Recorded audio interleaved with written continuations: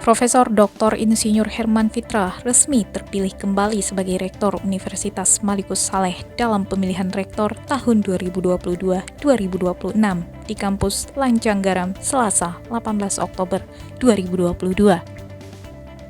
Sekretaris Senat Unimal Alfian menyebutkan kegiatan ini terselenggara setelah tim panitia melakukan konsultasi kepada pihak kementerian setelah menetapkan 3 calon rektor Unimal, di antaranya Profesor Dr. Insinyur Herman Fitra, Dr. Insinyur Azhari, dan Dr. Mukhlis.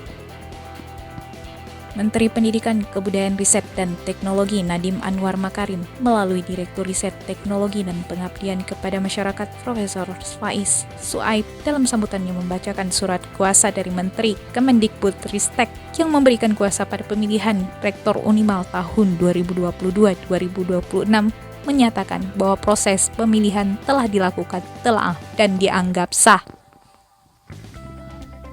Pada pemilihan rektor tersebut, anggota Senat yang hadir berjumlah 50 orang atau 100% kehadiran. Adapun pihak yang diberi kuasa oleh Menteri membawa 35% suara dari anggota Senat yang hadir. Pada proses penghitungan suara, akhirnya Herman Fitra mendapatkan suara relatif mutlak, yaitu sebanyak 74 suara. Sementara Dr. Azhari dan Dr. Mukhlis mendapatkan masing-masing 1 suara. 1 suara abstain atau dianggap tidak sah.